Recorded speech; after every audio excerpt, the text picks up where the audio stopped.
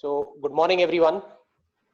Good morning. I welcome all the faculty today and all the BOA members to another edition of BOA webinars plugged in, BOA talks plugged in. And excuse me, I'm wearing a mask because I've come to the clinic today morning.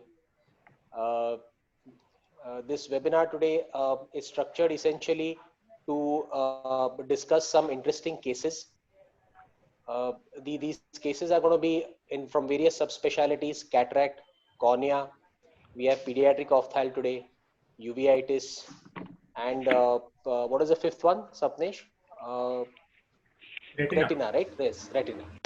So there are going to be 5 cases which are going to be discussed today, and we have a galaxy of faculty with us, our own BOA members, who are very well experienced and stalwarts in their respective fields. I'm now going to hand over the mic to Swapnesh to make the introductions of our speakers today, and then we start off. Swapnesh, over to you. Yeah, thank you, sir.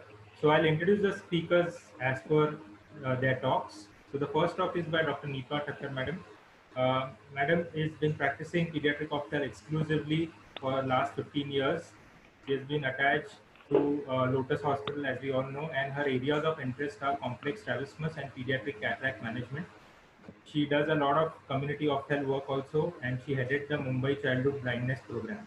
Thank you, madam, for being with us. And this particular talk will be moderated by Dr. Ashish Doshi, sir. Welcome, sir. Sir is a prolific pediatric ophthalmologist practicing at multiple places, and he is a head of the department at Bacholi Eye Hospital, as well as he does a lot of ROP work at Surya Hospital and visits many places, including Leelavati. So thank you, sir, for being with us. Over to you, Nipa. Thank you, sir. Over to you, Nipa, madam. Please share your screen. Thank you, Dr. Swapnesh, and good morning, everybody. Before I start, I want to compliment the BOA team BOA for ongoing wonderful lectures, and I'm glad to be part of one of the case discussions. Let me just start by share my screen.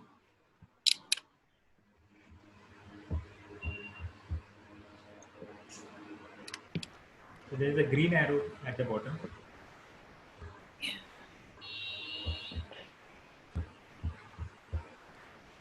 This is what happens when you are old and illiterate. Give me 1 second.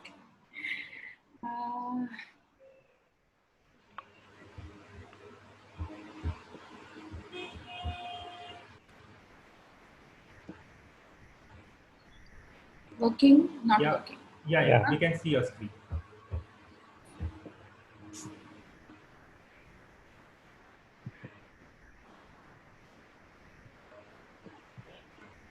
Working?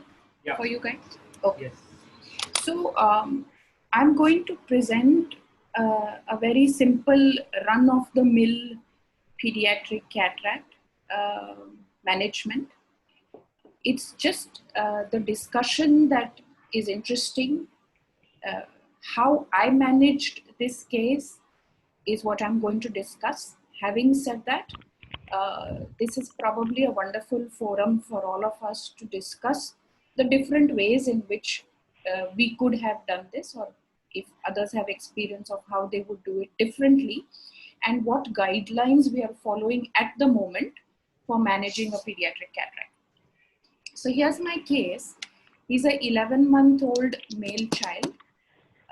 The mom gives history that the child doesn't respond well. She's been noticing, she has older children, and so she knows when the visual milestones kind of come by, and she feels like everything else is normal, but he doesn't respond as well as she would like, and she's concerned. So as we go through the history, which I think forms a very important part of any case of a pediatric cataract, is ask for history of prematurity, low birth weight, or a neonatal course which is STOMY. So in this case, the child was full term, otherwise normal, birth weight was good, was growing well. There were no other medical issues, born out of a non-consanguineous marriage, no family history. So really the history is not pointing to anything specific. So as I go and look at the child, I find fine little bit of nystagmus, a variable angle exo, which is very common in these kind of cases, and I find an altered reflex, there is a cataract. As I put drops and see what is happening, the pupil is dilating well. Now, each of these things that I'm putting up means something to me, because if I'm going in for surgery, I need to know if the pupil is dilating well. The anterior segment looks okay. Of course, the corneal diameter has to be measured precisely. And I can hazily see the fundus, so I've eliminated the need to do a B-scan. If the cataract was mature, probably a B-scan is absolutely recommended. The next thing is to evaluate systemically, and usually I involve the pediatrician as well, let them look for two reasons. One is if there is any systemic involvement. Second is the child fit for anesthesia? So all my children go through the pediatrician. So I think we looked at the kind of cataract. As you see, it's significantly dense, and the plan is to go ahead with cataract surgery. Now, coming to the technique of surgery that I used, I'm going to enumerate the technique that I used, but I also want to say that a whole lot of us have different surgical techniques. There's no good, there's no bad.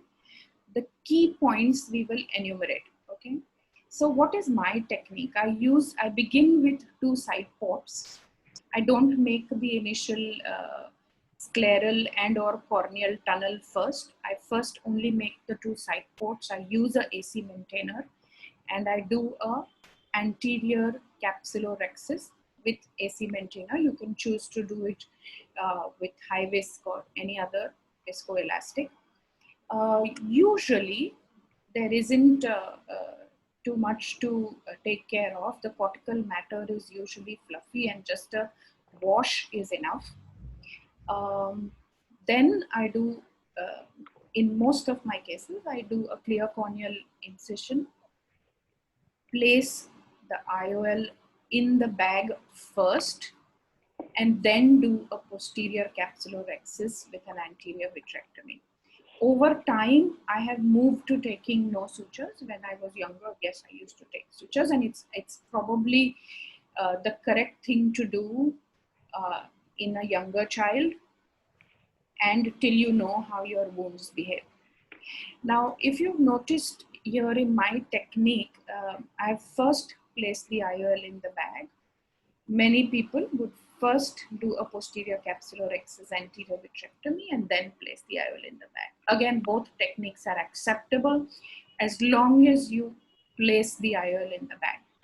So coming back to whatever technique you use, the 3 key points for me would be a good anterior rhexis, so that you get a good bag stability.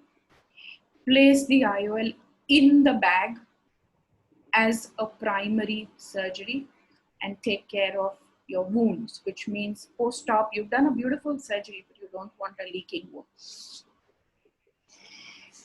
Coming to when would I have, this is an 11-month-old child. When would I have planned surgery? So I planned surgery as soon as I got fitness for anesthesia. What surgery did I do? I think we went through the surgical steps. Did I use an IOL? 11-month-old child. Answer is yes. Which IOL did I use? I used the Alcon Acrisoft, single piece. We'll come to what different IOL. So this is the preferred IOL in a child. Having said that, there are a few other IOLs which can also be used. Coming to 11-month-old child. So really, how are we going to do this?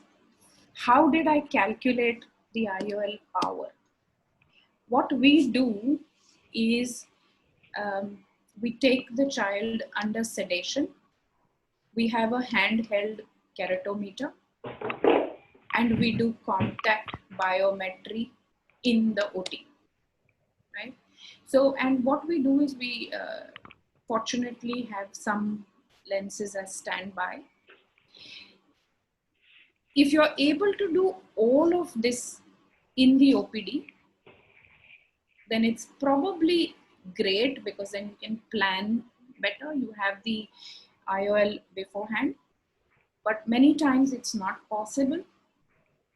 So this is how we take it forward. We do fortunately have a handheld keratometer.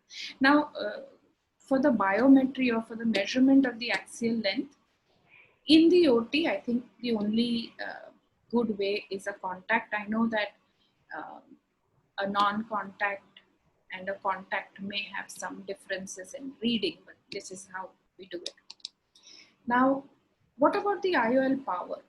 Most of the time for a normal eye, we use the SRK formula, but depending on the age of the child, we manipulate the IOL power such that you want a targeted refraction. So this is the protocol that we follow. Somewhere like age 1 to 2, you want a refractive status post-op of a +5, +6, and then going downwards. Now, why is this? I think we all know that as the eyeball grows, there is a significant myopic shift. And to counter that myopic shift, you want to keep the child hyperopic. But I do want to say a few things.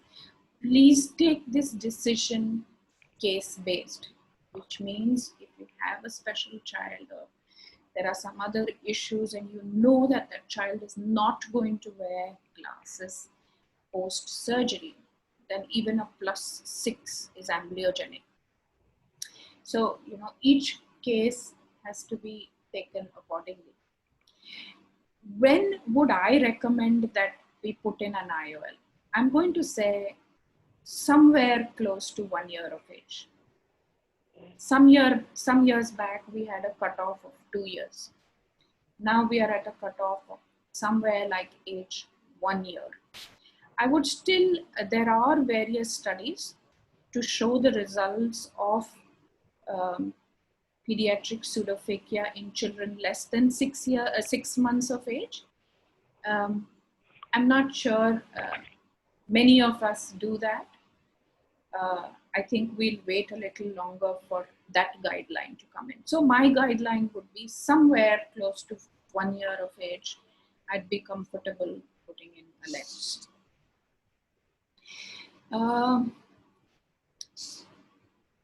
Okay, so I think I will stop here as far as my case presentation goes and either take questions or discuss a few points later, however the moderator may want it. So, Neepa, I had a few questions. Yes. So if you do not plan to put a IOL primarily, Yes. what is how do you manage this optically? How do you manage this? Do you give contact lenses? Do you give them glasses? Yes, so my first preference would be contact lenses. Depending on where I am and what cooperation I get from the parents, I would either, in that order, first do contact lenses and then do glasses. Having said that, I've seen quite a few children do well with aphakic glasses as well. The only thing is it's criminal to do a good cataract surgery and not correct the refractive status. That's a no. And I would like to add is if there is a unilateral cataract, you also need to do a lot of patching. Yes, yes, of course. And unilateral cataracts actually behave slightly differently. I think the myopic shift is more rapid and higher. And I think looking at them 3 times a year and doing good patching is probably something that should be very strict. Yes. So basically, practically speaking, when I see a cataract in pediatric age group, I would divide it into 3 age groups. That is infant, less than a year, toddlers, they behave differently. And beyond 6, it becomes a little easier because they are more predictable. Other question I had was when you do a PCC, do you have any experience with having a posterior approach to doing a PCC? Okay, so I believe There are a lot of VR surgeons out there. I believe in staying anterior. I believe in not disturbing the vitreous. I think I'm just scared of the vitreous, so I usually don't do pars plana. I don't feel like disturbing the vitreous. Even my anterior vitrectomy really, I think, is it's just about there. I just about disturb the anterior vitreous phase so that I eliminate the area where the cells would grow, and there is opacification even though you have done a PCC, right? So, and the younger the child, the more the posterior capsular opacification. Having said that, I've sometimes taken the help of a retina person to go pars plana for a thick plaque. As a primary PCC, I don't see any reason to. You can do a good PCC either with a forceps or with a vitractor or a needle. So I don't see any reason to, or maybe I don't have enough experience for a pars plana. Another question is, if the patient is, if the baby is anesthetically fit, what is the youngest age you would operate on? Oh, a few days. I mean, I don't think if the baby is anesthetically fit, I would say we've done a 25-day-old, a child born with bilateral mature cataracts. Anyway, the indication is to do it in the first few weeks of life. So what about the risk of glaucoma if you operate early? Yeah, very good question.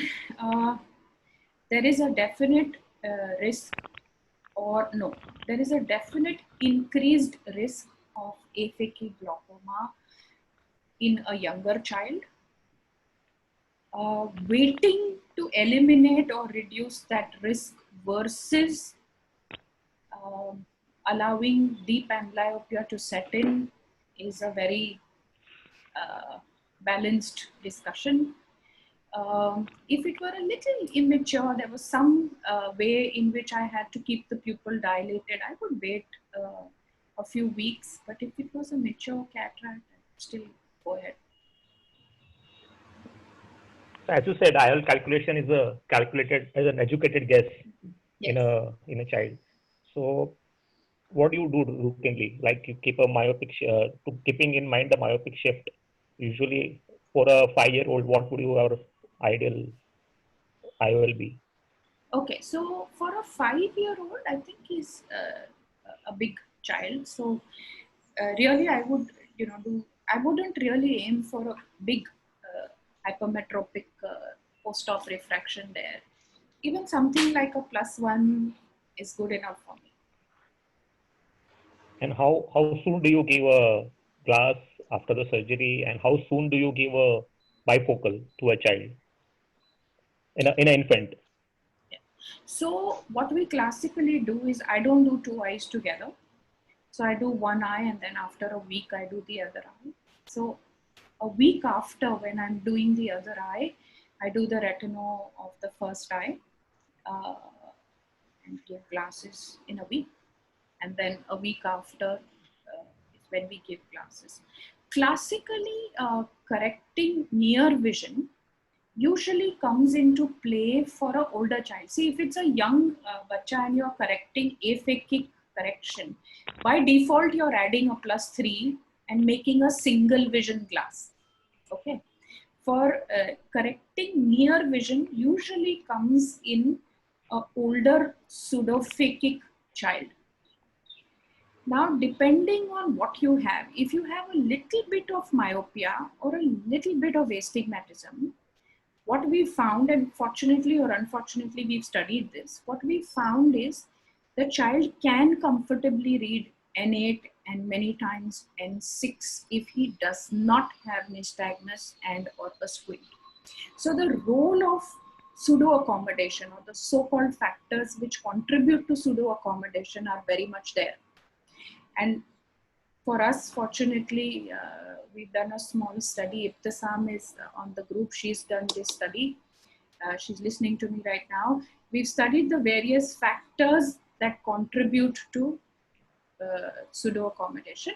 But yes, I would correct it in a few weeks. I mean, I'd make the child read maybe a month, 3 to 4 weeks.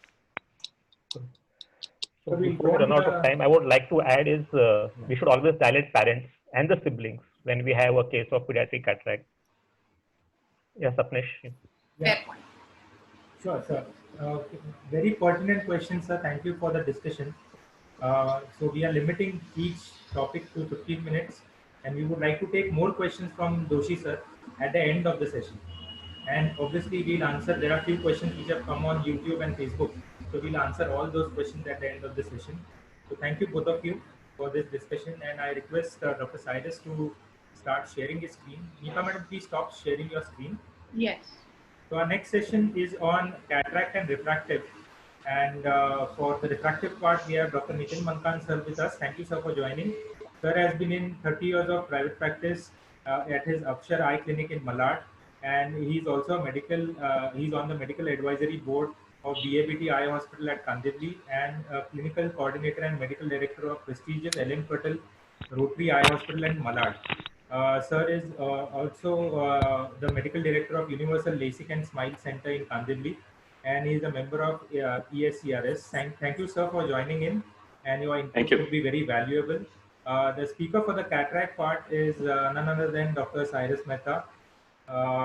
He is a as all of us know, he's a high volume cataract and refractive and glaucoma surgeon, and he has been trained in 2000 and 2001 with the pioneer of TACO, Professor Howard Fine in USA, and he is the first Indian fellow of American Society of Cataract and Refractive Surgeons. He is also the first Indian editor of Euro Times, and he is a pioneer of non-penetrating glaucoma surgery and canaloplasty in India.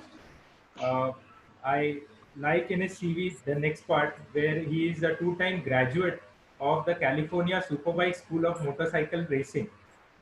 He has been also awarded International Hero of Indian Ophthalmology thrice, and he has been recently awarded by the Rome Society as Società Ophthalmologica Italiana. Please correct me, Cyrus, if I have pronounced it wrong. That's perfect. Thank you. And thank you for coming and taking up this session. This session of cataract and refractive would be moderated by Dr. Gul Nankani sir. Sir is a very well-known senior cataract and refractive surgeon practicing at Krishna Eye Center and Global Hospital since many years.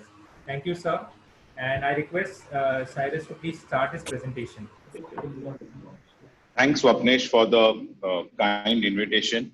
So basically, this is a string of 3 videos. And so then we'll have a little talk after that. So let's have a look. The first patient was lying in a hotel by the pool and a mango fell on the eye. However improbable this sounds, this is actually what happened. So patient was in Goa on vacation, went to the GP, and the GP gave Ciplox for 3-4 days, which is what all GPs do. They give you Ciplox for anything wrong in the eye. And then she realized that the vision was getting worse. She came back to Bombay, and on presentation, she had an IOP of 50, clear cornea, mid-dilated pupil, and the lens was luxating into the AC, shutting the angle. So I had to get the pressure down. We gave her mannitol, gave her an oral Diamox, waited 2 hours, and then we start. So let's have a look at the video.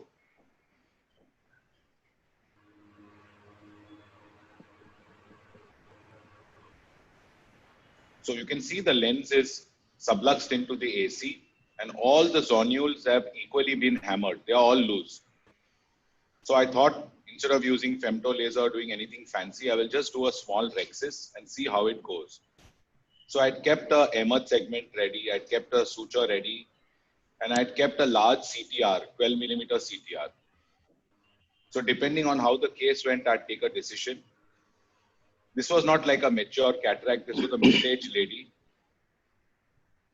So first I had to support the capsule with hooks. Normally I use capsule hooks, but we had run out of it. And that typically happens when you really need something, it's never there. So then we used iris hooks. And you can use the 5 iris hooks the same way as the capsule hooks. I've done it many times before, nothing will happen. So you have to hold that bag steady. And as you can see, it's not a challenge to do any phacoemulsification because there's not much cataract there anyway. The whole idea is to stabilize the bag. So once you've got all the nuclear material out, Now it's a little dicey to slowly do IA. So here you need a bimanual. Go in the phonics of the bag, engage cortex, peel it towards the center. If you are very ham-handed and you pull hard on it, now the capsule will come off the hook and then it will become more irritating and more difficult to do. So here it's best to spend a little time and do a proper IA. And now here's the best part of it. You put in the largest CTR that you find to give support to the zonules. So this is that injectable CTR we get from Offtec, which is the best of the lot. I don't think anyone else has got a CTR like this. It goes one shot into the capsular bag and stabilizes it. And in goes the lens behind. So let's have a look at the end of the case. Luckily, patient did not need a emerge segment. It's been 2 years now. Patient comes every 3-4 months. Patient's glaucoma went away immediately because the angle opened. You can see lens is sitting in the bag and bag is well centered. So we had planned so many things, but we only had to put a CTR and this did the job. Maybe in the future, she'll need the bag sutured. So what did we realize from this case? Iris hooks can do the job of capsule hooks when necessary.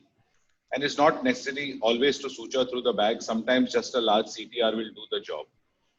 Let's have a look at the next case. So this gentleman tripped and fell and presented with decreased vision at the slit lamp after the fall.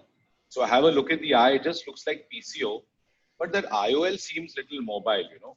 And we are always tempted, shall we just yag him? Vision will improve, patient will go away happy. But I didn't yag him, and let's see what happens.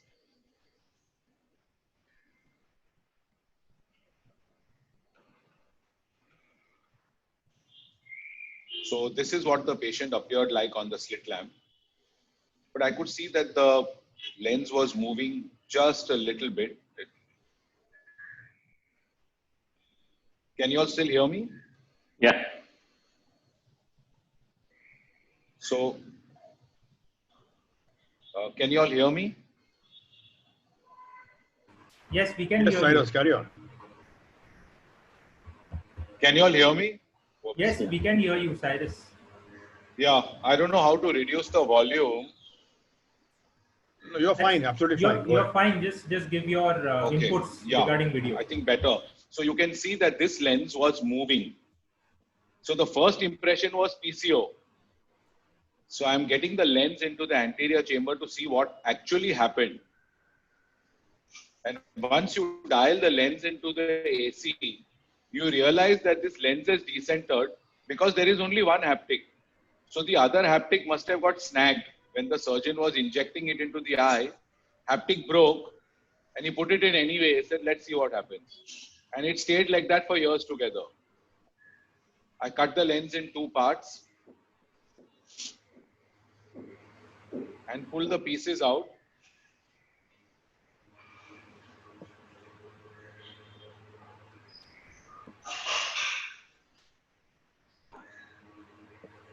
And you can see that this IOL has only one haptic. And this is what the problem was. So the lens stayed in the capsular bag quietly, didn't move, nothing happened until patient had a fall.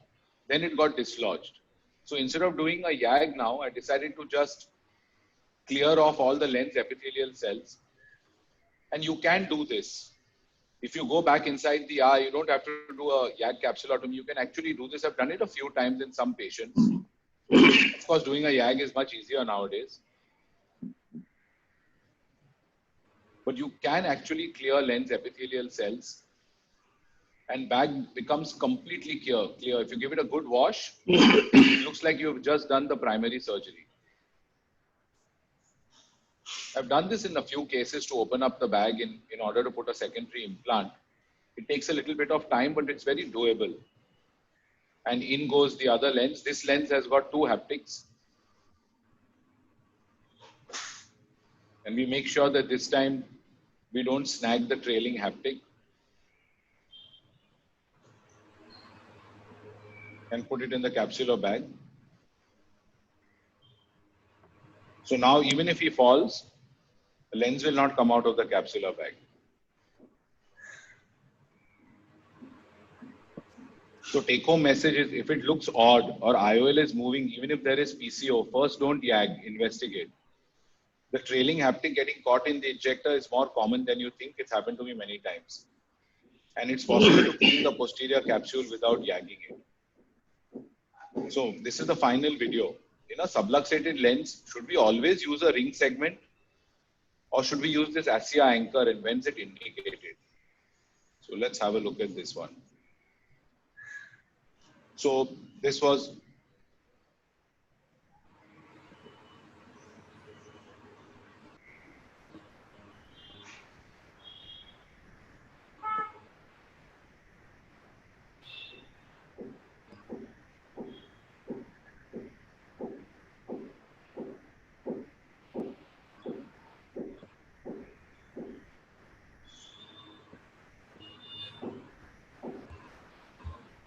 Cyrus, we can hear you. You can continue the Can you hear the narration? You can't hear the narration? No. Oh, okay.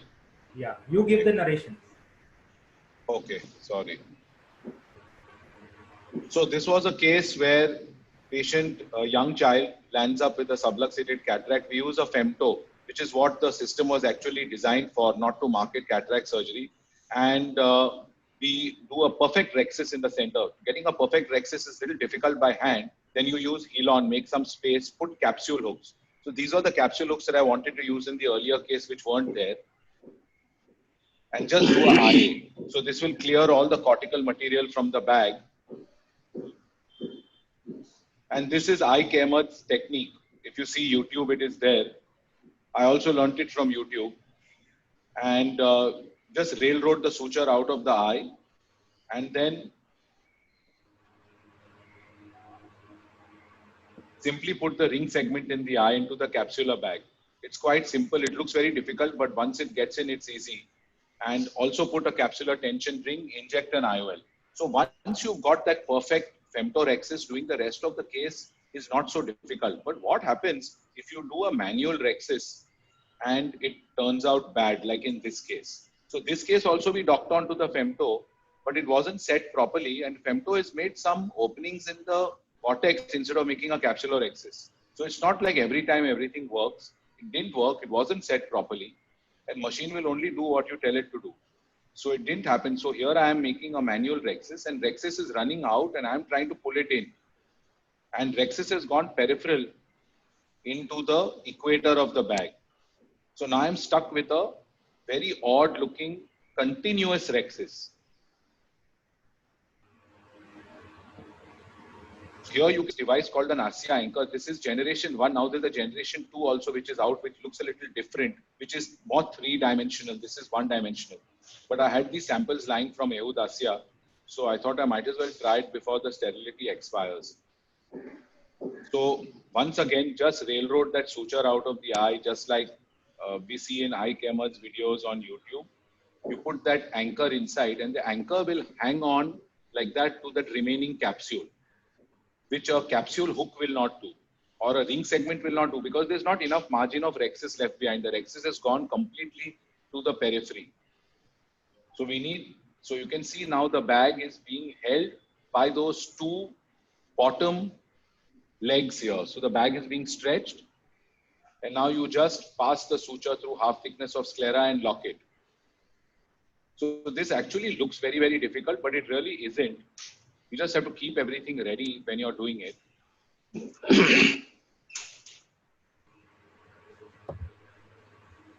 So now you've got a decent capsular bag into which you have to put an IOL. You have to be a little careful now because the bag is just hanging on to that anchor. So you open the lens on top of a repositor and then slowly push it into the bag. If you just shoot it in, it may dislodge the anchor. So that's the end of it. You can see there's capsular bag, lens in the bag, and that's the end of it. And the take-home message for this one is that even though you may have very little capsule margin, if you still have a intact rexis, you can still manage. Of course, if you don't have any rexis, then you can't do, and you will end up doing ICC or all those glued IOLs and other things like that. So that's the end of the talk, and now Gul can ask me questions. Very nice presentation, Cyrus, of all the three cases. And Obviously, the first one is a very unique case where a mango falls on the eye and Yeah. this complexation.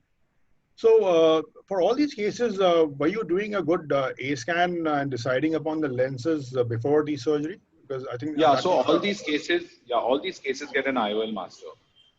In master. fact, sometimes the children also, we are doing an IOL master. So the anesthetist gives the child a little bit of cocktail. Child gets dazed. You pick up the child and put them in front of the IOL master. So you can actually do an IOL master even in an unconscious child, as long as the eye doesn't roll up. So I prefer to do all this before the surgery, because otherwise then I don't have any stock of lenses and I don't know what's going in the eye.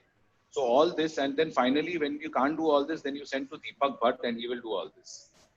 So I figure out everything before the surgery and then only we do it after. So all these patients have been to Deepak Bhatt also. And were you ready with Especially the all first types of lenses, 3-piece lenses, AC lenses?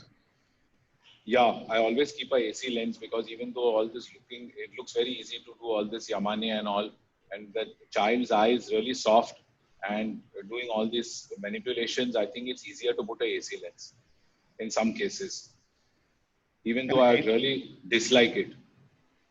I'm sure you have a far more vast experience of all these lenses. Any time that you've seen that while doing these maneuvers, actually the lens has gone down below and you needed a vitreoretinal surgeon to assist you? Definitely. It has happened. Lenses landed on the macula many times. So that one thing that I regret, that after I finished my MS and went here and there and all that I should have gone 2 years to SN. Biggest mistake that we make as cataract surgeons, we don't do retina fellowship, and then we are stuck for life. Then that vitreous is like this uncharted territory where you don't want to go. Yeah, pretty much agree with you that most of the time we need the retina guys to be around, hanging around with us when we are doing these complex cases. Absolutely. It would have been nice if we already are trained with basics of vitrectomy in this. I agree. And any preferred IOLs that you would like to put in these cases? Most of them are with the Rayner design, right? Yeah, cheap and best. Now the thing is, also they have a wider area to hold on to the capsule. Yeah. So the Rayner design is very good. It's been copied by everyone. So sometimes the lens is not Rayner. This may be Appa lens also, but it's doing the same job. Yeah, it's opening up that capsular bag and it's sitting there. So I don't really like the Acrysoft lenses for these cases where the capsule isn't very good and all, because in my experience, it doesn't really sit there that well. Yeah, this single piece Rayner design lenses made by whoever, Appa, Care Group and all, they sit very nicely and they fill up that capsular bag like that, even though it may not be actually a Rayner lens. And with a bigger optic size, right? Yeah. 6.5 or something? No, it's the standard, that Appa Galaxy lens you get now is a really big lens. So whenever you think that capsular bag is little contracted, shrunk, you put that Appa Galaxy fold and it will open up everything there. Okay. So Apnesh, you want to invite questions from the audience or? No, sir. We have just last 1 minute left for this. I will request Malkan sir to share his screen. Till that time, Cyrus, most often I use the other eye also as a control to do IOL master in this case. Yeah. Because sometimes it's difficult to get a proper plane, whether to go on aphakic mode or on a phakic mode. Because so that is one thing. And similar to that, Ahmed's kind of segment, our very own Atmanirbhar segment has come up. Dr. Amar Agarwal has designed something called as a paperclip. Yeah, I saw that. Yeah. So that is very similar to what I just saw. So all these segments and all are all locally made. This is also Madhu's segment only. I'm not getting anything from Ike Ahmed and all. We can't afford all that. So all this is from Madhu only, and it's called a Gupta ring and things like that. And it really works quite well, yeah. It's little large. Ahmed segment is little small. This is like... So, Malkan sir, please start with your presentation. Yeah, good morning, friends. Thank you, Preetham. Thank you, Swapnesh, for having me. Thank you, BOI team. We are enjoying this session of yours. Please keep it up. Well, my case is, a confusing case, which many a times puts the clinician in a, very confusing state of mind as to how to make the patient happy and how to keep the patient with you so that he doesn't go away because of the frustration. So the refractive surgery in this case, let us see how cornea was a wrong punching bag. This case is 46 years old male patient, architect, very famous architect by profession, and reported 1 year back with a blurred vision and gradual diminution of vision in the left eye since 5-6 months. The ocular history, he underwent LASIK 17 years back by a primary surgeon for myopia of approximately -12 diopter. And repeat procedure was done after a year by another surgeon, probably enhancement, because the record was not available with the patient for both the surgeries. Then right eye cataract surgery was done 2 years ago, followed by the YAG capsulotomy after 6 months. And he developed horseshoe tear with vitreous hemorrhage after 1 year of YAG, and then cataract surgery was done, barraged. But then 2 months after that, he developed detachment, operated and settled retina now. Then he presented after some time with complaint of DV in the left eye for distance and near since a long time. Medical history and family history not significant. Subjectively, he had burning sensation and dim vision in left eye. That was the whole complaint about. And examination revealed right eye 612 and 6 vision with plano and addition of +2.5. Left eye 6.9 and N6, 6.9 hazy with -1.5 and addition of +2.5. No improvement with pinhole. Pupils in both eyes were normal, briskly reacting to light.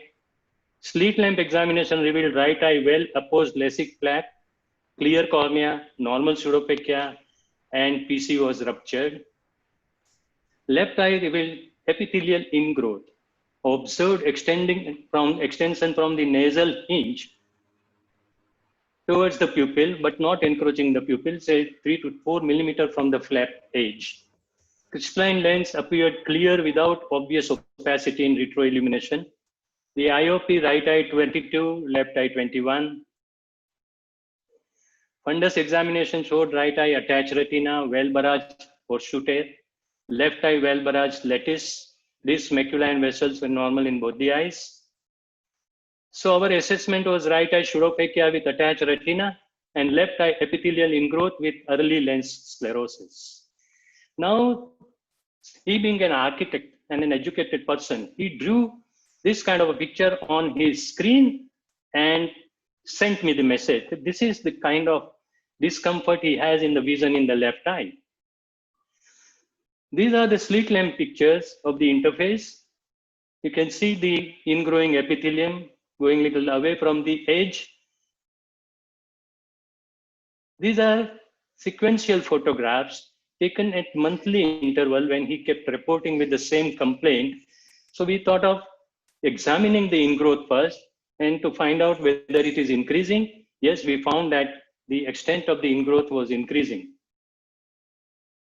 And here on the right side of the screen is a magnified image showing the epithelial cells growing right inside. And the topography revealed typically steep area in the upper nasal hinge. So after examining all this and seeing, noting down his complaints, we assume that this is the epithelial ingrowth, which is now creating some kind of abrasions, and he is not happy. So we planned the left eye corneal scraping for endothelial cells under the surface and over the stromal bed with MMC application, under local anesthesia with fibrin glue application on the flap edge. And the growth, this was done because we found that the growth was progressive. And as for the classification, it was measuring more than 2 millimeter from the flap edge. This was 2 weeks post-op. We had applied the fibrin glue which was not getting washed away. So we removed it.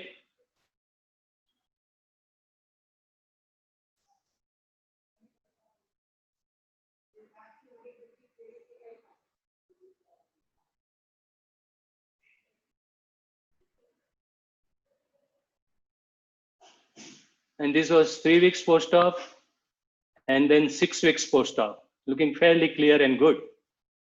So from 3 weeks to 8 weeks, you can see the cornea was quite clear, and the epithelial growth means those cells appear quite cleared up after the procedure. And this was a difference map. We tried to understand how much it has changed the corneal shape. And we could see that steepening on the upper nasal hinge was disappearing now. But there was still a confusion on surgeon's side and frustration on the patient side because the patient's symptoms failed to improve. And he was asked to continue with the surface lubricant in the hope that let the surface become more normal and he will settle. Since his profession could not be carried out due to the left eye burning and abrometry because of the left eye blurring, and he kept on complaining with that kind of figure which I showed you, that persisted. So we decided to go for, do the abrometry to know the source of origin, whether cornea is at fault. Let us see. So I ordered eye tracy, which was done. And as you see the left eye tracy, we did not find significant abrasions either on the cornea or in the lens. I just wanted to find out if lens is the culprit, then probably cornea was not the culprit. So if the eye tracy shows, which shows you, it gives you the total abrasions, the corneal as well as the internal. So if internal abrasions are more, then it would confirm that, okay, my lens removal will help me. What else could have been done in this case? Suppose abrometer was not conclusive, or many a times it is not accessible with most of us. So a trial of RGP contact lens can give some clue about the corneal surface. If it is the culprit, the RGP lens will solve it because of the smooth surface created in front. So it was done as abrometer did not show any obvious internal abrasions, and RGP trial lens could not relieve the symptoms. So probably the culprit was not cornea.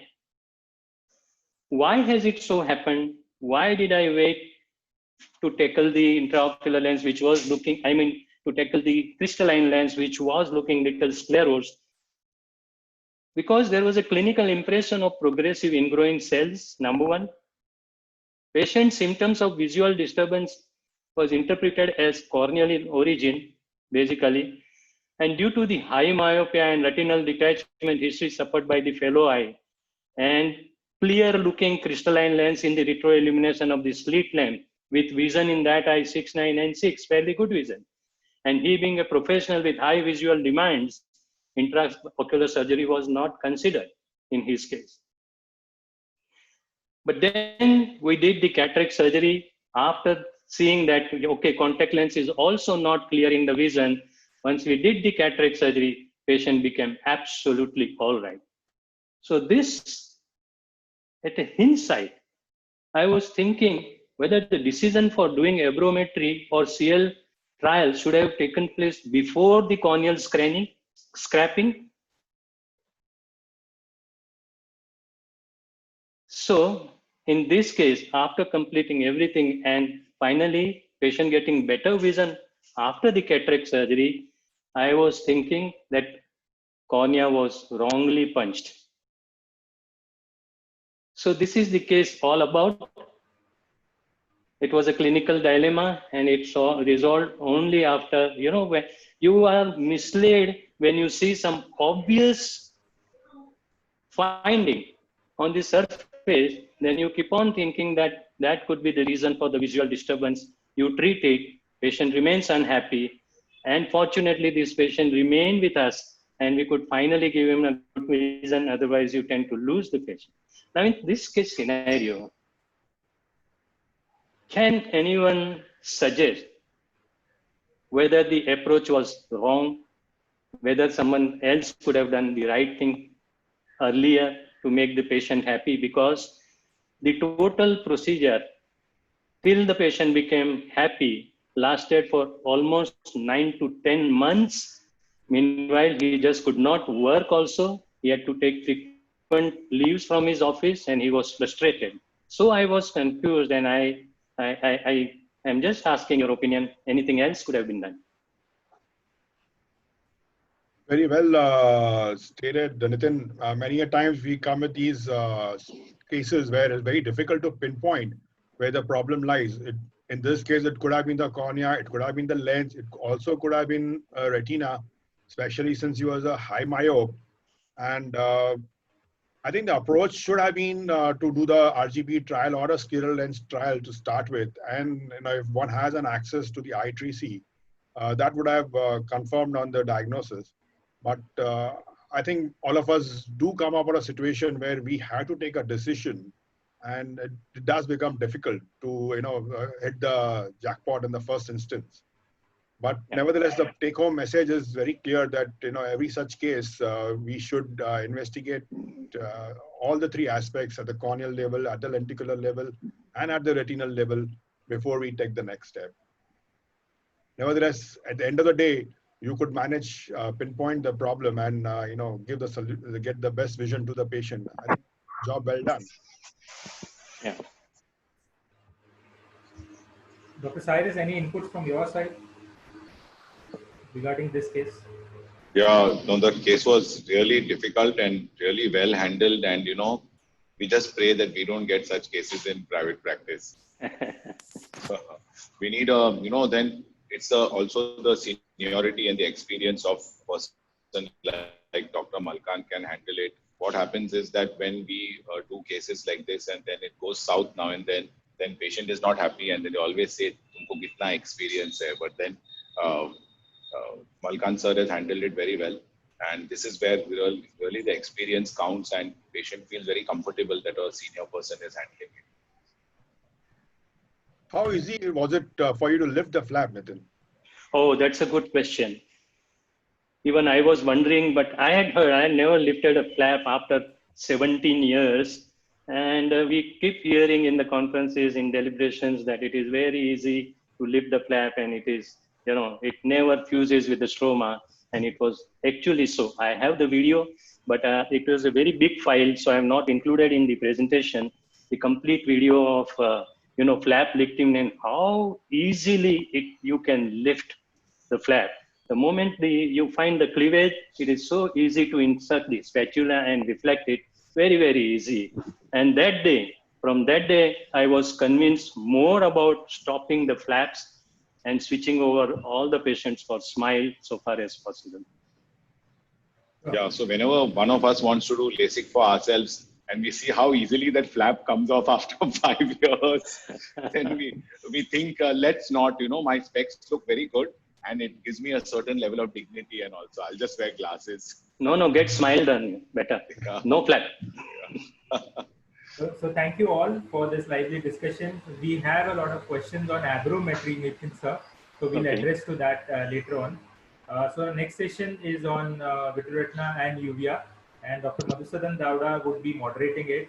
Madhusudan is a practicing VR surgeon in the suburb of Chembur in his Mumbai Eye and Retina Clinic. He has graduated from KM Hospital and done his PG from RP Center, and he's a VR fellow from SN. Thank you, Madhu, for coming up. And the first case would be discussed by Dr. Rohit Modi, who needs no introduction. My immediate past secretary. Rohit has done his basic medical education at JJ, and he specializes. He has done his PG at Guwahati and Retina Fellowship from prestigious LV Prasad. He's also FRCS and FICO from UK, and he has been trained at Associated Retina Consultants in USA, and is currently practicing at Sinetra Clinic and Hospital. The retina case would be presented by Vikram, who has done his MS from Sion and fellowship from Retina Foundation. And we all know that he has a special interest in surgical recordings, and we are looking forward to all these two presentations. So Rohit, you can share your screen and start immediately. We have 15 minutes for each, Rohit as well as Vikram, including the discussion.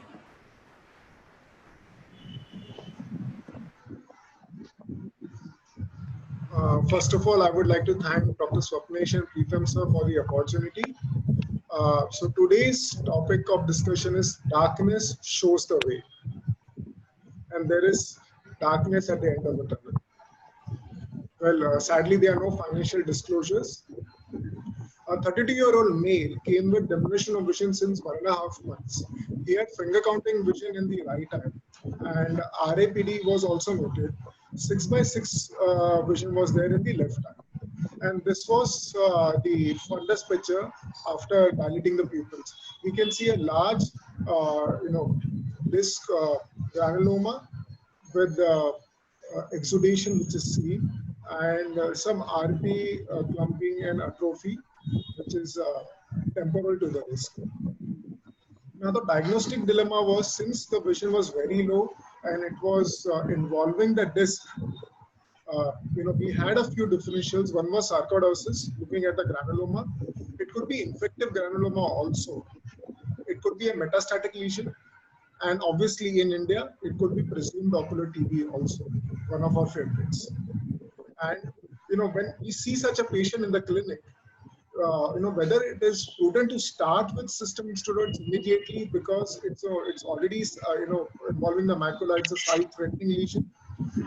If it is infective, will the condition worsen if you start with just systemic steroids? And we really do not know which antibiotics would work in this condition. So whether to pair it with systemic steroids, and should we wait a couple of days for the investigations to come and then probably start the treatment? But the other eye, the dark part gave us the clue, and this was the game changer. The CRA patch, which was, if you notice, along the blood vessel, made the big difference. Now, if you look at the telltale signs of presumed ocular TB, it was a decade ago, Gupta et al. Published this, and one of the important signs which they found to be correlating, is vasculitis with choroiditis patch. The other was a broad-based posterior synechiae vasculitis without the choroiditis patch and serpiginous like choroiditis. Now, these are the certain signs which I have discussed. A broad-based posterior synechiae, you can see vasculitis. You can see these heel lesions along the blood vessels, along the vessels which were affected in vasculitis. You can see a large choroidal granuloma, a serpeginoid or a multifocal choroiditis, what you can see over here. And you can see multiple small granulomas in a case of miliary Cox. Another paper which was recently published by Dr. Basu's group, it looked at the clinical predictors of tubercular retinal vasculitis in a high endemic country like ours. And this is very beautiful, because we see a wide variety of vasculitis, and many times we are confused whether it is because of TB or not. So if you see, these active lesions or these heel lesions along the blood vessel, especially the vessels which are affected, or you see, these kind of focal vascular tortuosity or occlusive vasculitis, which on FFE may show large, capillary non-perfusion areas. These are highly correlating with presumed ocular TB. And obviously, we investigated the patient. The MANTU was positive. HRCT showed interstitial fibrosis in the lower lobe and broad band of fibrosis in the apical segment, maybe suggestive of an old Cox. And PCR was positive for TB. Since we had the other eye picture also, we started with intravenous methylprednisolone pulse dosage 1 gram per day, along with AKT on the first day itself. And we could see the subsequent resolution of the granuloma. And here we can see how the fibrosis has taken place, and there is a serpeginoid pattern which is emerging on this side, whereas the left eye can show the heel lesions. So a small clue can help us in treating the patient timely and in the right way. The visual acuity improved from 20 from finger counting to 20/160. Now, certain clinical pearls regarding ocular TB. The first is the chest imaging. Many a times, we think that why should we ask the patient to go for X-ray, HRCT, when we can do an X-ray test and then see later. What happens is X-ray test can be misleading.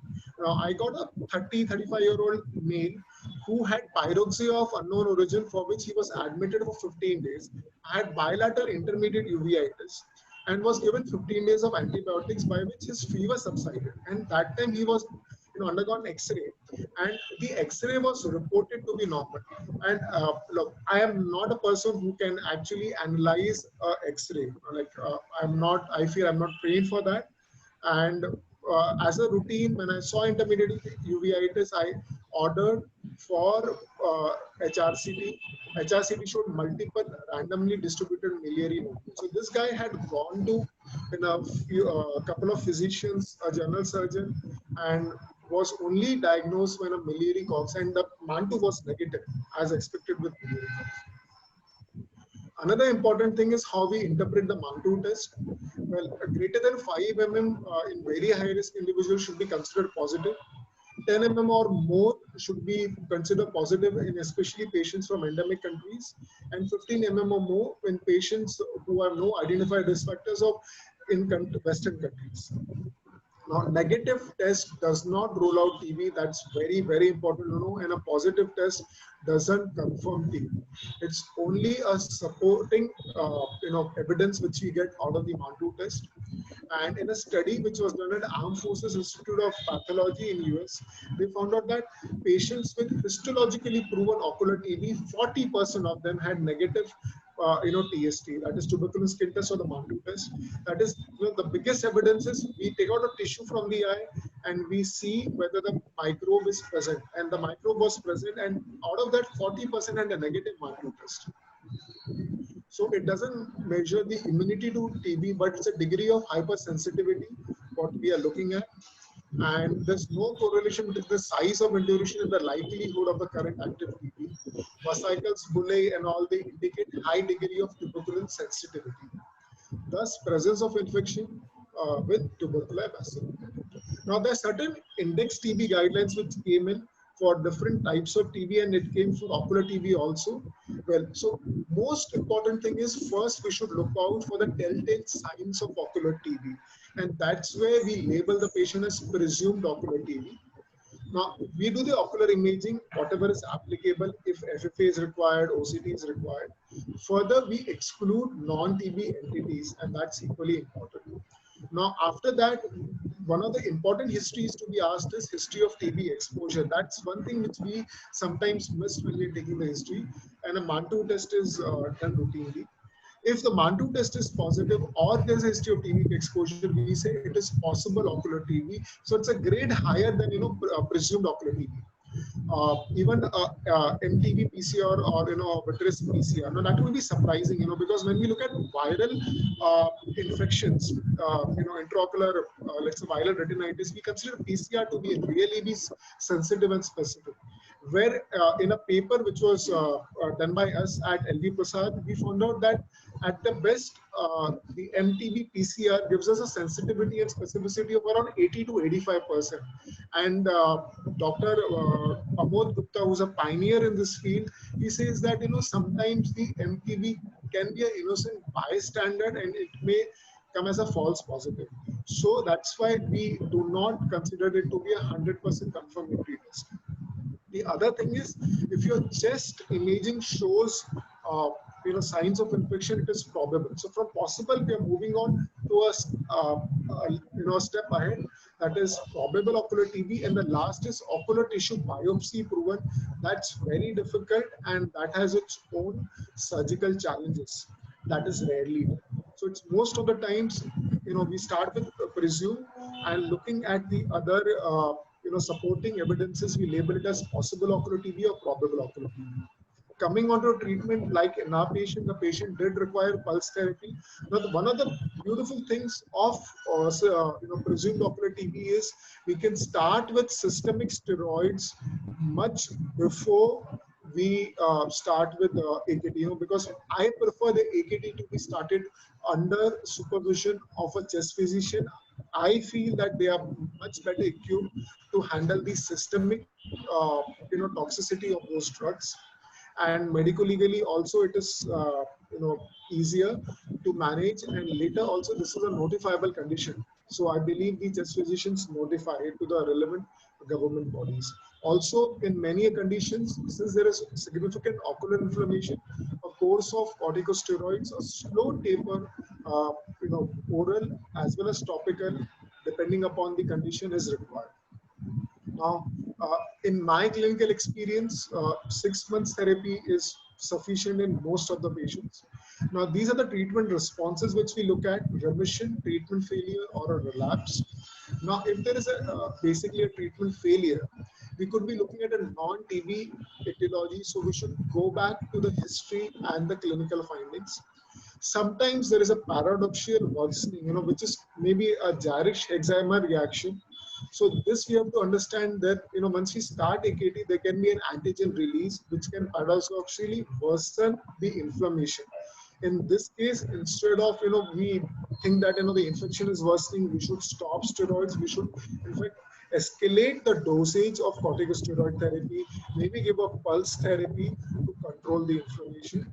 And drug resistance is something which has been reported by the PGI group, but it's again very difficult. When we are not able to prove the microbe itself, in a lot of cases, we are saying it is possible or probable. Getting to prove drug resistance and then again giving a 2 years of therapy. Mind you, MDRs are usually of 2 years, MDR TB therapies of 2 years. It is very difficult.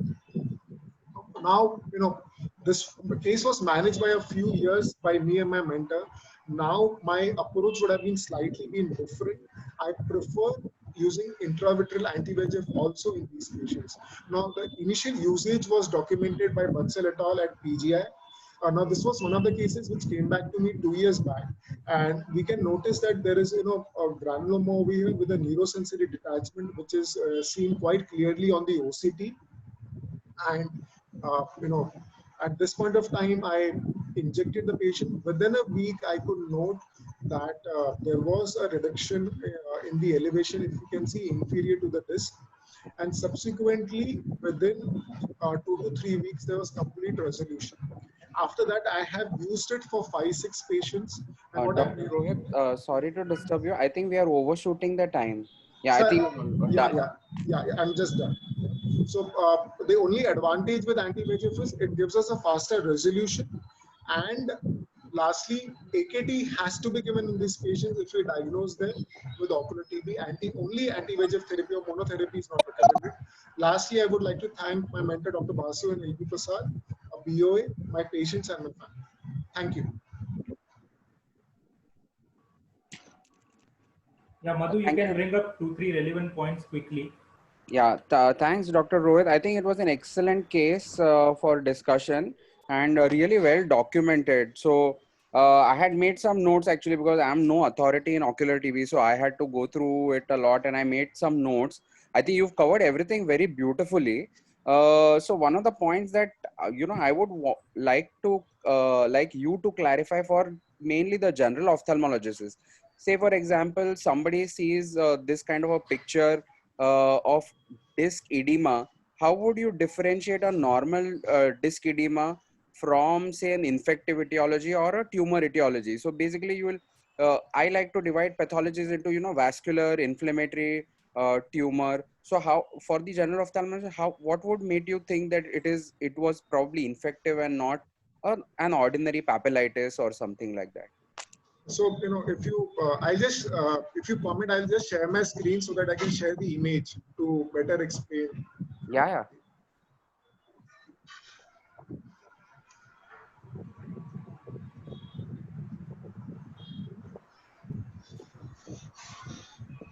So, first of all, if you see, this is not a routine disc edema. You can see that the elevation is asymmetrical, and, we can see that there is a large, granuloma over here. Plus, you can see there is some kind of a, serpiginoid pattern which is coming over here. Now, this was not, So, correct. This was not evident initially, because when we see a patient with RAPD and a disc edema and a granuloma, we sometimes miss this kind of finding. But the most important thing is, I would say, in any patient of disc edema, is my thumb rule is check the other eye, and also first go and check the blood pressure of the patient. I see a lot of patients with malignant hypertension, especially something like a 25 or a 27-year-old also have come with blood pressures of 220 by 100. I wouldn't like to mistake on that part. But there was asymmetry over here. There was a large granuloma, and obviously the serpiginoid pattern and the CRA patches made it very easy for us to confirm that we are looking probably at presumed ocular TB. Correct. So basically, any patient or any pathology, one should look for associated signs. Like, say, for example, disc edema, look for phlebitis. This patient has obvious perivascular exudation. You have chorioretinal atrophic patches. You beautifully pointed out some telltale signs of TB related infection. The perivascular CRA patches are now considered to be one of the most diagnostic features. And one thing which was probably missed out was the presence of hemorrhage within the lesions is also again an indicator of an infective pathology. And our being an endemic country for tuberculosis, TB should be one of the first online. I think it's perfect. The other thing is, Just one question. Any role of IV steroid? So, would you try? Intravitreous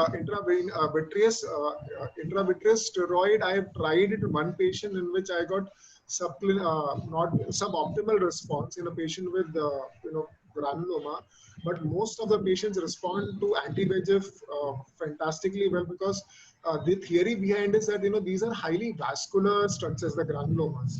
So there is a lot of VEGF load over here. So if we give anti-VEGF, at least that vascular load reduces and we get a faster resolution. Obviously with oral steroids and with EKT, it is going to resolve. But if it resolves faster, the visual acuity improvement can be much better. But no IV methylprednisolone? I gave no. So IV methylprednisolone was given to the patient. So once I was suspecting TB, we immediately started with IV methylprednisolone. That's why we got a fantastic response. Another thing that I would point out is probably, PCR of aqueous could have been avoided in this patient. This is also again mainly because PCR may not be easily accessible for everyone.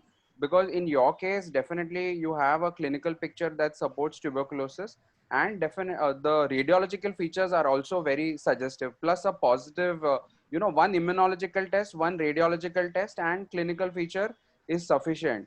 Because the collaborative, ocular tuberculosis study, they have pointed out that serpiginous-like choroiditis, one is justified in starting tuberculosis, anti-TB treatment, even with one positive immunological test. So probably even without a PCR, maybe you could have started. I completely agree. We were actually working on a DBT study during that time. So we were testing aqueous samples of all patients by taking their consents to know what was the sensitivity and specificity of a particular PCR technique, to know if we can actually replace PCR with Mantoux or HRCT. So that was the whole idea. But I agree with you.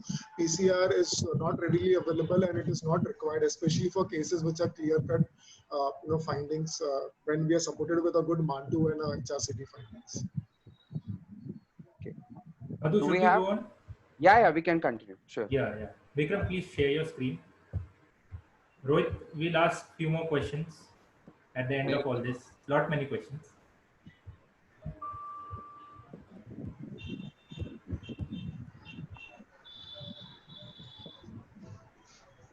Vikram, you have changed the background of your presentation. Okay, so the two most commonly asked questions, am I audible and can you see my screen? Yes. Okay, so thank you, Sapnesh, and a very good afternoon to all respected seniors, colleagues and dear friends. The PC here does not refer to somebody glamorous and from Bollywood. It refers to our very own posterior capsule. And contrary to the popular belief, the posterior capsule is as unforgiving to us VR surgeons as it might appear to be to anterior segment surgeons. Now, in this presentation, I would like to share with you all an unusual event that I experienced during a seemingly routine surgery. And at the end of it, I would try to find out the reason why it happened and how it could have been avoided or better managed, and have the opinion of the house on the same. So let us see how this story unfolds. So absolutely unaware of what was to happen, 5 hours later, I wake up to a very bright, fresh morning, and I'm happy because I had a surgery that day. A little jittery too because it was a one-eyed gentleman that I had to operate. So I decided to be in the best and positive frame of mind. And apart from a good coffee and exercise, what helps you to achieve that is a no argument with your spouse policy. So, thus, in that frame of mind, I reached the clinic, not knowing that things were about to change 2 hours from now and something was to happen.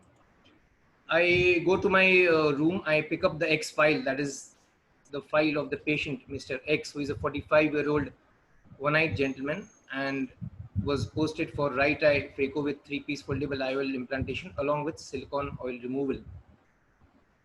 As I was reading this file, I drift into a flashback 3 months earlier.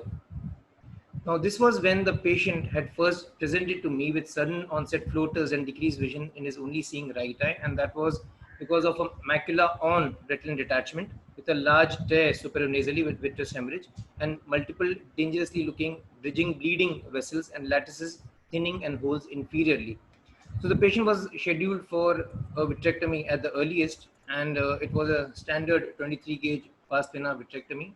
After ensuring that there was PVD, the peripheral vitrectomy was initiated. The peripheral vitreous was well trimmed, and wide-angle viewing system helps a lot in visibility. Here were the inferior lesions with adhered vitreous, which was carefully trimmed. And then I shift the focus to the large tear supranasally, and the vitreous all around the tear is cleared so as to relieve the traction on the tear. You can see those bleeding bridging vessels, and those were then carefully cauterized so as to achieve a hemostasis. And the bleeding stops there. After that, the vitrectomy was completed, fluid had exchange done. The retina was flattened by draining the fluid through the break, and after flattening the retina, endolaser was done. I could have put gas as tamponade, but given the one-eyed status, I thought silicone oil tamponade would ensure a faster visual rehabilitation. And so silicone oil was used at the end of the surgery. Post-operatively, he did well with an attached retina, improved vision, and subsequently over the next 3 months, he develops cataract with early oil emulsification. Now, that is where the phone rings and I snap out of the flashback to the present day. And it was a sister who informs me that things were getting ready in the OT and I was expected there soon. So a few moments later, I enter the OT. The anesthetist gives me the look of reassurance that all vital parameters of the patients are fine. Only if you could predict that 30 minutes from now, my vital parameters are about to get deranged. So anyways, I revisit the plan in my mind. The plan is to give the block to the phaco first, implant the IOL under Helon, do the 25 gauge automated oil removal, inspect the retina, do a small posterior capsulotomy, and then remove the Helon and the case would be closed. Now, this is how I began executing my plan. I stain the capsule for ease of visibility and so that there is less of stress. I make sure that the sister gives me the right dye, trypan blue and not brilliant blue. I end up with a little larger rexes than what I would have liked.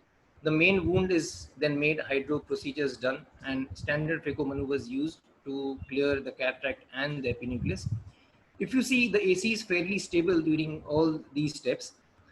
At times, because of the positive pressure of the oil, the AC does tend to shallow dangerously, and that is where I often vent a little bit of oil to maintain a stable antechamber.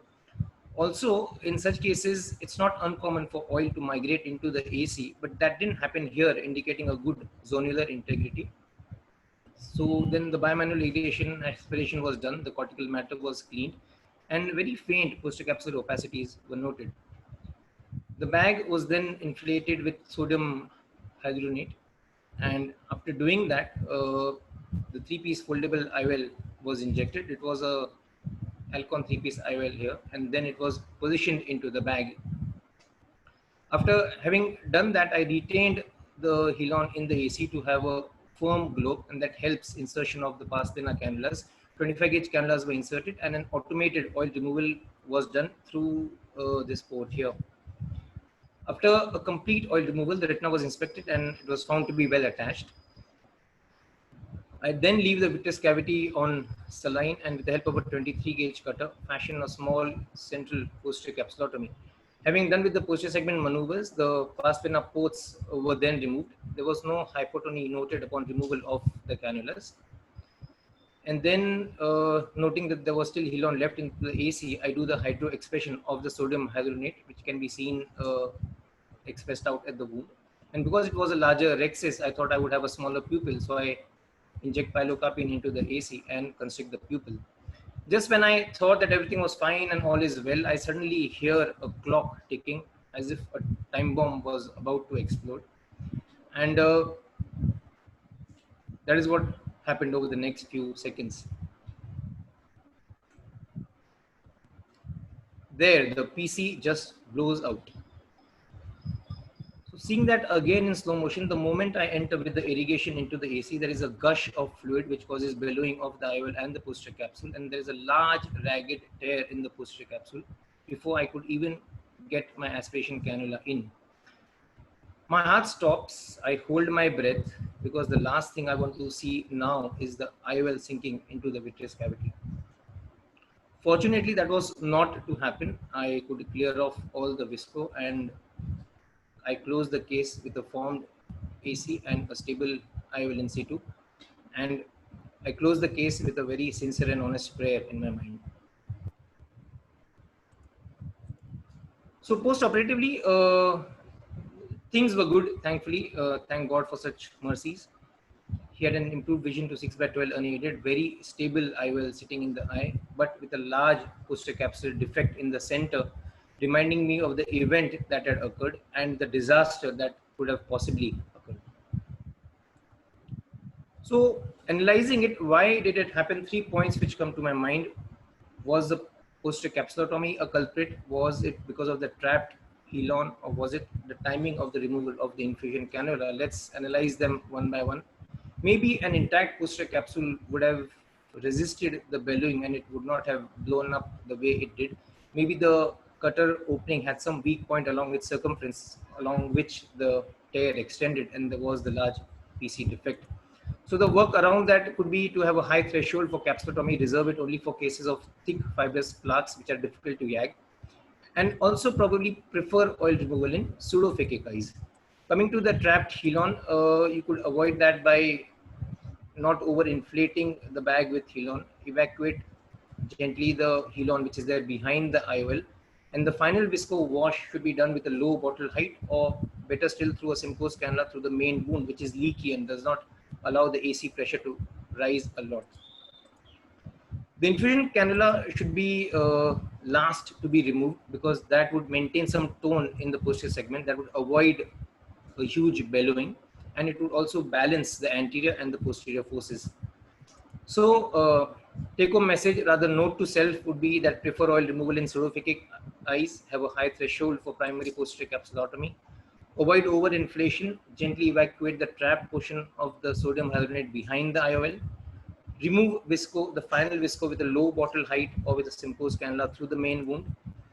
The pars plana infusion cannula should be the last to come out, and I think here it was the 3-piece IOL which was the savior, because it really stretches well into the equator of the bag and it stays there steady despite the large tear in the posterior capsule. And yeah, I must thank him, and thank you all for your attention. Madhu? Yeah, excellent case, Dr. Vikram, and very well managed, I would say. Though there was an event, I'm sure the patient would not have realized that anything went wrong. So you managed it very well. What is surprising is, why did the PC just give away in such a manner? So I've been trying to think and analyze myself ever since I got this. Could the 3-piece IOL, which actually you say was the savior in hindsight because you could position it into the sulcus, but could that be the culprit, you know, because the 3-piece IOL actually stretches the back quite a bit. And if it was a single piece IOL acrylic, maybe it would not have happened. So because I don't do cataract surgeries, I would request anyone from the panel if they can comment whether Yeah. 3-piece IOL could have been the culprit in this case, because there was a piece. No, the culprit was the over-enthusiastic PCCC. So, you know, about 15 years back, many Indian surgeons started doing PCCC. So then everyone said, I will also do PCCC. So I said, I will also do PCCC. And this has happened many times to me after that. So then I stopped doing it. And so whenever I get the feeling that I should do a PCCC because there is a posterior capsular opacity where the capsule itself is opaque, or for example, in a pediatric cataract, I control myself and I control those urges to do a PCCC and I don't do it. And 3 weeks later or 1 month later, we do YAG capsulotomy, which is 100% safe. So this has occurred because the PCCC has kind of given way, you know, because it's not exactly curvilinear. And one of the edges have given way and it's spread. But luckily it was a 3-piece IOL, the other way around, which is what you're going to put when the bag tears anyway. You're supposed to put a 3-piece IOL. So it was a very good choice of IOL in hindsight. And Vikram has done a very good job of it. But basically, you know, if you ask me how many PCCCs I have done in the last 10 years, the answer is 0. But how many YAGs I've done at 1 month? Hundreds. So those are the people that I would have done PCCC, but I control my urges to do it. And I see other people's videos. Whenever I want to feel I have done a PCCC, I see somebody else's video doing it, then I'm happy. Yeah. So just to clarify, Madhu, the IOL was in the bag right throughout. Yeah, it was. That's why I agree that the IOL was in the bag, but the 3-piece IOL kind of stretches the bag quite a bit more than a single piece IOL. So in that case, when there is a focal weakening and you put in the IOP increases, maybe the quite distended bag due to the 3-piece haptics, maybe it just, I don't know, even I've been trying to think and analyze two things. One is the OVD could have been trapped between the IOL and the bag because it was sodium hyaluronate. Again, if I feel if it was methyl cellulose, probably it may not have happened, because this sodium hyaluronate kind of tends to come as a blob. It may not have passed through the small PCCC opening. So something like a CPD, a cephalopelvic disc. You know, yeah, Madhu is right. It's probably a combination of PCCC and 3-piece IOL also. So both of them have kind of contributed, but it was very well. Just leave it there, you know, nothing's going to happen now. You don't have to do a YAG also. So that's what Ahuja sir used to tell us when we used to have a rent as residents in Sion. He would say, "Arey, acha, you won't need YAG." But I tend to agree with Cyrus. If the PCC was not done, probably this would have not happened at all. Gul, are you doing PCCCs? No, regularly? I follow you. Yeah, I also have a control good your urges. Whenever you get that urge to do it, you control it, and after 1 month do YAG. Yeah, exactly. No, but I guess you are talking about PCC in a vitreous-filled eye, is it? Yeah. In a regular eye, like a pediatric cataract, or where there's a posterior capsular plaque, where we see all those surgeons doing that beautiful PCCC and then doing a posterior capture. Whenever I used to do that, the lens used to fall on the macula. So then I stopped doing it and I just do a YAG. So correct, I've never done that ever. Post-capsulotomy in a vitreous-filled eye, obviously. So Dr. Nipa is ready to counter that argument. Yes, Dr. Cyrus, PCC in a pediatric cataract, you're not doing it. So your opacification rates. What? Yeah, but at 3 weeks, at 2-3 weeks, I'm doing a YAG. So you put the child back to sleep and then do... Just for a few seconds. They get little dazed. They're not really asleep. So the anesthetist, I don't know what he gives, but basically the child is like kind of dazed and all. Just put them in front of the YAG and make And what would be the size of your opening, YAG opening then? Would 4 it millimeters. equal 4 millimeters. 4 millimeters or so. But sometimes, it starts to close after some time. So then one more visit to the YAG. So actually, what my understanding is a PCC combined with an anterior vitrectomy. which is going to, if you just do a PCC, especially in the younger ones, the cells are going to grow on the anterior vitreous phase. Yeah, so I don't really do that many kids, and the kids I do are like 8, 10 Slightly years older, old or slightly 12, older. 14 years old. I don't really, the last time I did a 3-month-old child was a few years back. Fair enough. Madhu, any more points? No, I mean, for the, again, because we have a general ophthalmic crowd as well, how would you go about calculating the intraocular lens power in this patient, with silicone oil filled eye? What would be your choice of formula, and what would you do to find out what the actual power would be without oil inside the eye? So for me, it's simple. It's always an optical biometry. Now I don't even attempt an ultrasound biometry, and that gives me the right power 99% of the time. Yeah, so one of the things that one can do is, again, if possible, like say for example in this patient, if there was a macula on already, and a biometer is available and you can do a biometry, one can do a biometry before doing the retinal detachment surgery. Right. That is also possible. And again, another takeaway is, as soon as the surgery is over, when the media is clear, before the cataract develops, just do a biometry and keep it with you, so that in future it will be very helpful. So that's another thing that I tend to do in phakic detachments where oil is used. Immediately get a biometry done, because if it's a thick plaque or a white cataract develops, then again one is not able to do a biometry. Correct. Madhu, also the other eye, if the action lens are matching. Other eye, yes, other eye. Yeah, this patient was one-eyed, so that I didn't mention about the other eye, but definitely the other eye biometry also would help in cases. Vikram, I would have done just one thing different, which I routinely do in a combined case where SOR plus anterior segment surgery is done. That I first step is to put the infusion cannula rather than after the cataract surgery, because the eye in a vitrectomized eye can be very hypotenuse.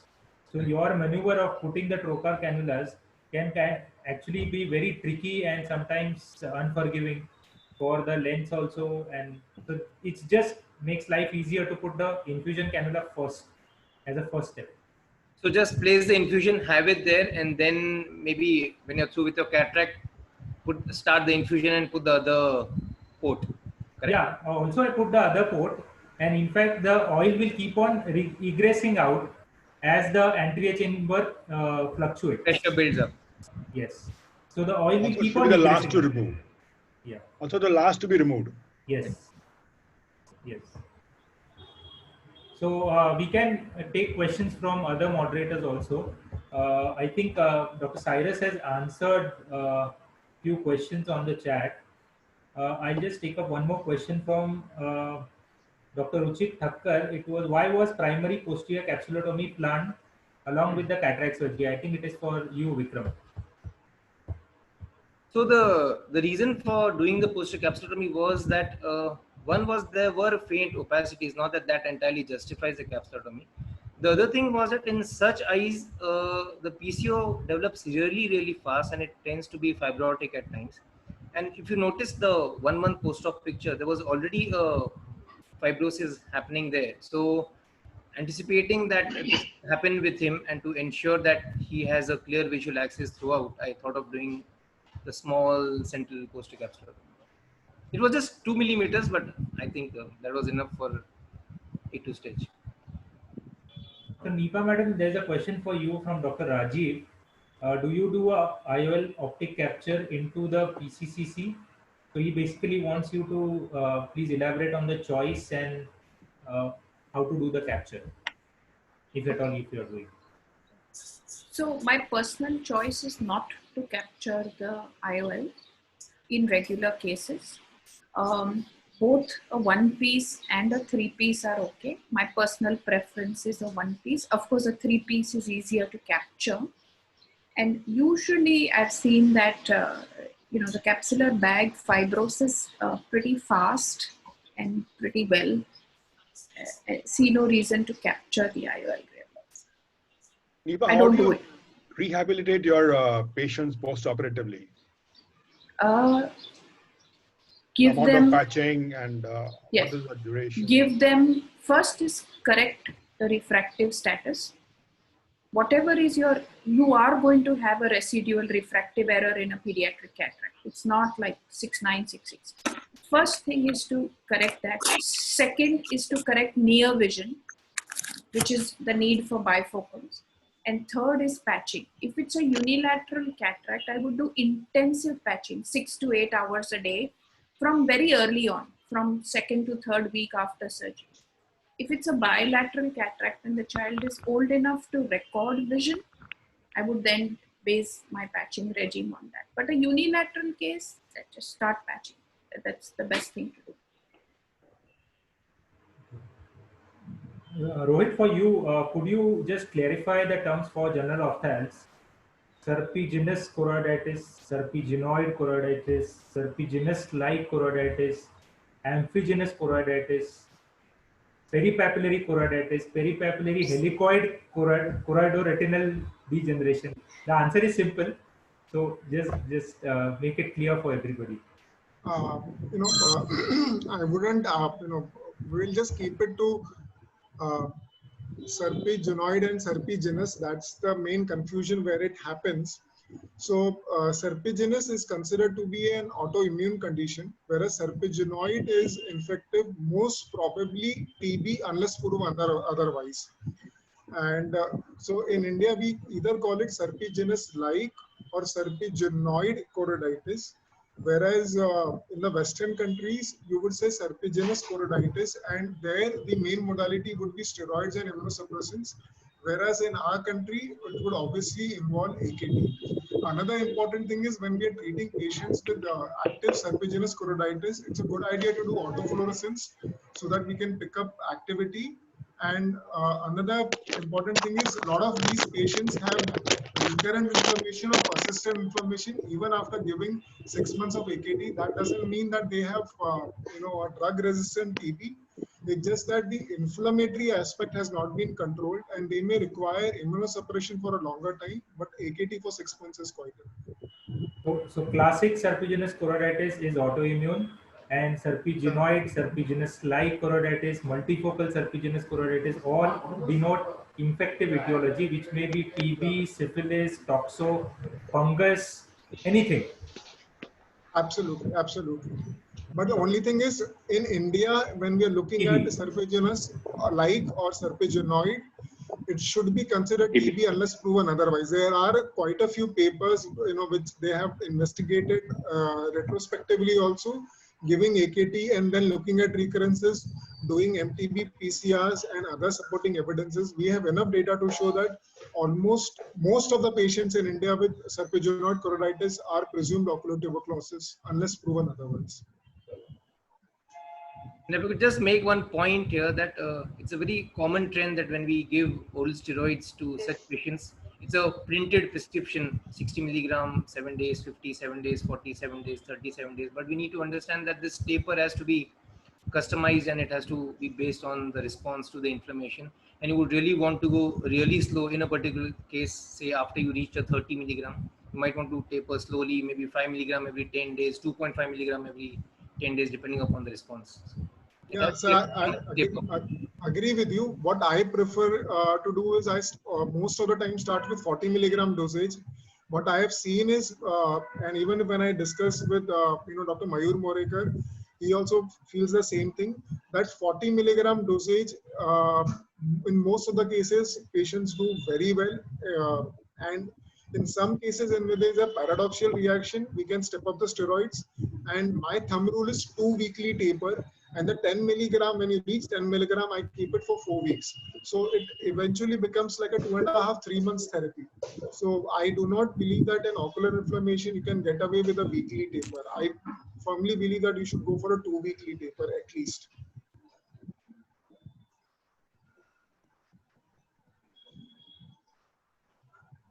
Just another small thing which I wanted to add, a patient was seen by me who had acute anterior uveitis, who had a recurrence. He had a non-granulomatous reaction.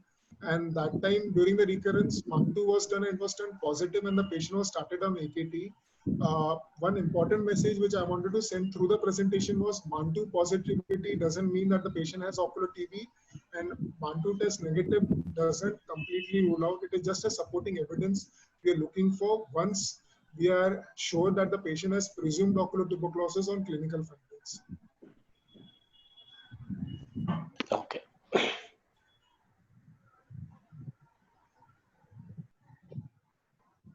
So I think, hello, can you all hear me, everyone? Yes.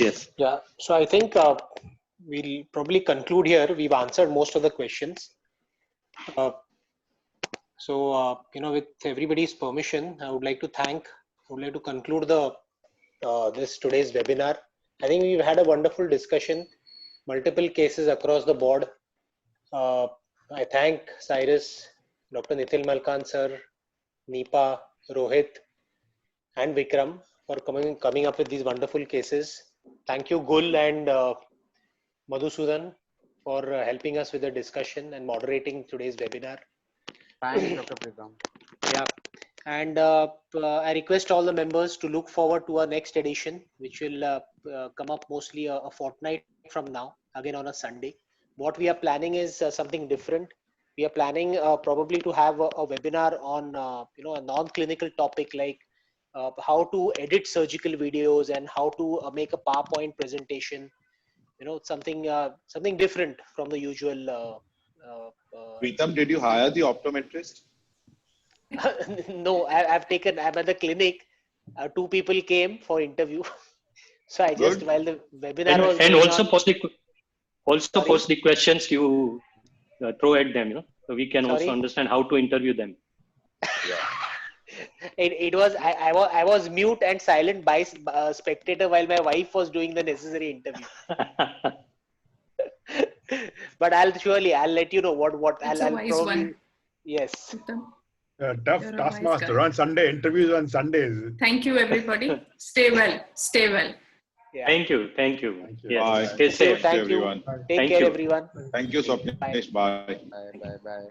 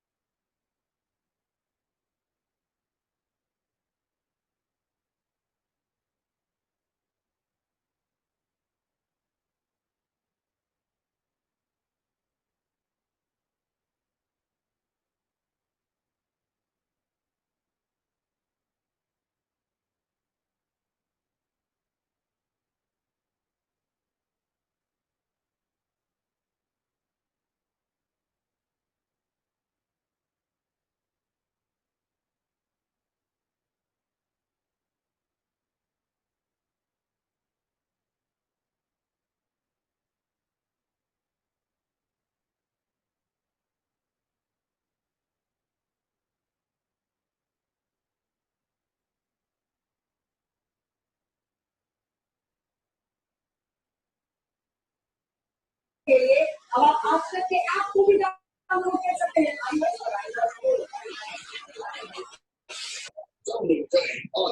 Mobile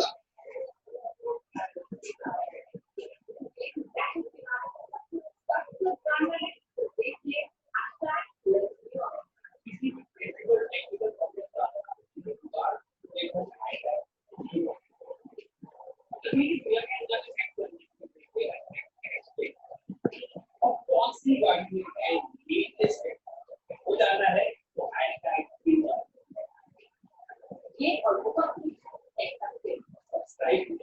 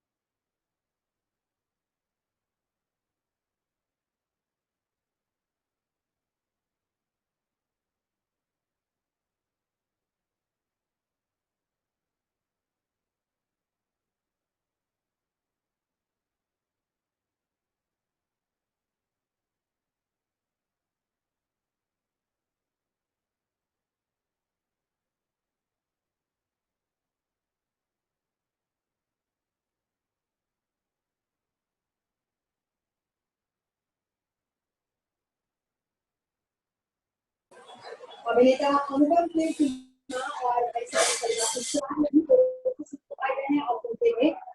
और इसकी जानकारी दी। अनुपम खेर ने बुजुर्ग बताया है कि कुछ दिनों से बीमार बुखारी की तबीयत खराब थी, उन्हें भूख नहीं लग रही थी और वो सोती रहती थी। डॉक्टर की सलाह पर उन्होंने बीमार का ब्लड टेस्ट करवाया जिसमें सब ठीक निकला। बाद में सीटी स्कैन करवाया गया जिसमें टेस्टिंग के दौरान कोरोना के लक्षण पाए गए हैं। अनुपम और उनके भाई राजू ने भी अपना कोरोना टेस्ट करवाया है। रिपोर्ट में अनुपम नेगेटिव पाए गए हैं जबकि उनके भाई का टेस्ट रिजल्ट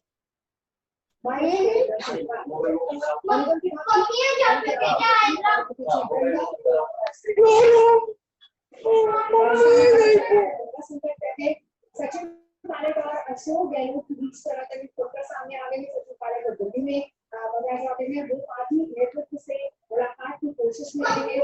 सचिन पायलट करते हैं उन्हें सरकार के फैसले में अहमियत नहीं दी जाती है। उधर गहलोत के आरोप है कि सचिन पायलट बीजेपी के संपर्क में है। खबर है कि अलग दोनों को जल्द ही और इस विशेष बुलेटिन में अभी बस इतना ही। देश और दुनिया की बातों को फिर देखते रहिए आज तक।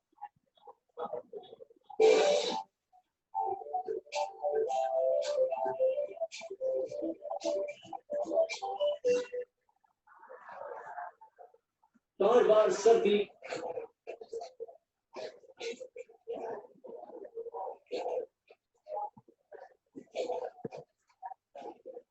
नंबर 2 की तलाश जारी। 2 मिनट दूर तक नंबर 1 आज कोरोना की चपेट में अमिताभ और अभिषेक बच्चन। देर रात मुंबई के नारायण अस्पताल में भर्ती। अस्पताल का बयान, हालत से दूसरी रिपोर्ट का इंतजार। बच्चन और ऐश्वर्या राय का कोरोना टेस्ट नेगेटिव आने वालों को अमिताभ के सेहतमंद होने की देश भर से दुआएं। बॉलीवुड से राजनीति तक दिग्गजों का ट्वीट।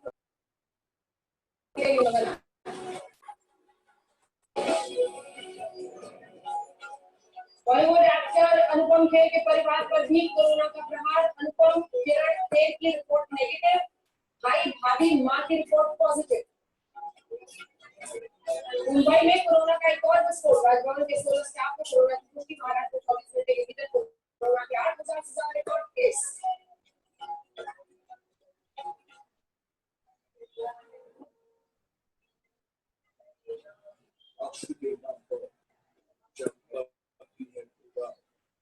देश के दुखों से गूंजे 10 दिशा, दर्द तो ऐलान, बजा दो नगारा,